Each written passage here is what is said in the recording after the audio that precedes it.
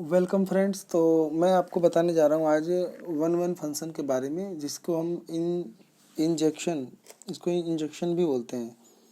तो क्या होता है वन वन फंक्शन? तो सीधा सीधा थोड़ा सा बात करते हैं। देखो, आपको एक सेट दिया होगा। मैं एरो डायग्राम से आपको बता रहा हूँ। आपको ऐसे कोई दो सेट दिए रहेंगे, तो आपको फंक्शन डिफाइन करेगा कि एक फंक्शन है ए से बी। वो ऐसे डिफाइन करेगा कि जैसे मान लो इसके अंदर एलिमेंट है एक, तो इसका रिलेशन होगा इसमें किसी एक से। जैसे मान लो ये 1 2 3 है और यहाँ 4 5 6 है, ज़्यादा भी हो सकते हैं, 7 भी हो सकता है। तो इसमें हर एक एलिमेंट, ये जो सेट है इसके हर एक एलिमेंट का एक ही यहाँ पर इमेज होना चाहिए, जैसे हम रेंज भी बोल देते हैं।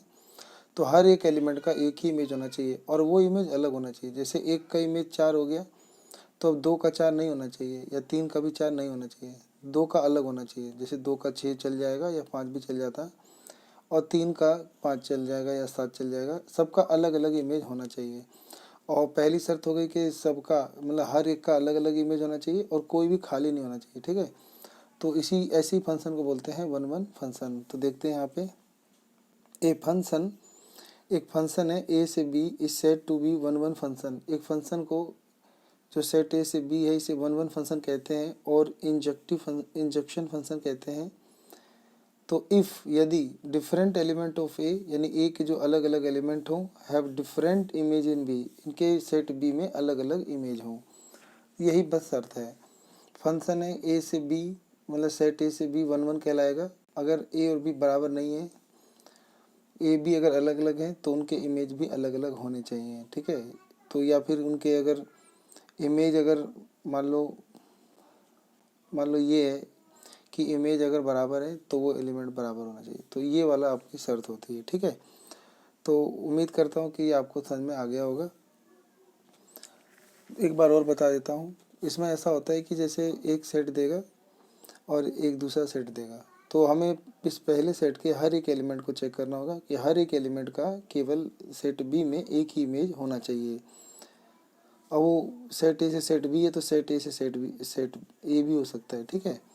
तो वो क्वेश्चन के अकॉर्डिंग चेंज होता है। तो बस यही मूल उद्देश्य यही होता है कि जैसे पहला एलिमेंट है इसका एक ही इमेज होना चाहिए और अलग अलग इमेज होना चाहिए, ठीक है। किसी भी दो एलिमेंट का सेम इमेज नहीं होना चाहिए। तो ऐसे फंक्शन को बोलते हैं वन वन फंक्शन। अब यहाँ पे एक नोट करने वाली बात है जो मैंने यहाँ लिखी है। Note, if A and B are two set, अगर ए और बी दो सेट हैं, जैसे ये सेट थे, तो having m n n element, मान लो इसके अंदर एम एलिमेंट है, अभी तो 3 थे तो हमें 3 को एम मान रहा हूँ, ये ज़्यादा भी हो सकते हैं तो हमने एम मान लिया। एंड एन एलिमेंट, और इस वाले सेट में मान लो एन एलिमेंट है, तो सच दैट, और इस प्रकार है कि एम जो है ना वो एन के बराबर हो सकता है या बड़ा हो सकता है। कहने मतलब यहाँ पे अगर 3 एलिमेंट है तो यहाँ भी 3 या इससे ज़्यादा होंगे। ये नहीं कि यहाँ पे 2 ही हों। मान लो यहाँ 2 ही हैं तो यहाँ पे तो तीसरा का बन ही नहीं पाएगा, तो ये वन वन नहीं बन पाएगा, ठीक है। तो m जो है वो n के बराबर हो सकता है, यानी इसके अंदर जितने एलिमेंट है इसमें उतने होने चाहिए, या इस वाले में इससे ज़्यादा होना चाहिए। जैसे यहाँ 3 है तो यहाँ 4 5 6 चल जाएगा, ठीक है। तो total number of one one function from A to B, तो ए से बी में अगर हम total number of one one function ढूंढना चाहते हैं कि टोटल कितने वन वन फंक्शन बनेंगे, तो उसके लिए फार्मूला होता है कि एन सी एम, ये कॉम्बिनेशन होता है, ठीक है। एन सी एम और मल्टीप्लाई एम फैक्टोरियल, तो इससे आप पता कर सकते हो total number of one one function.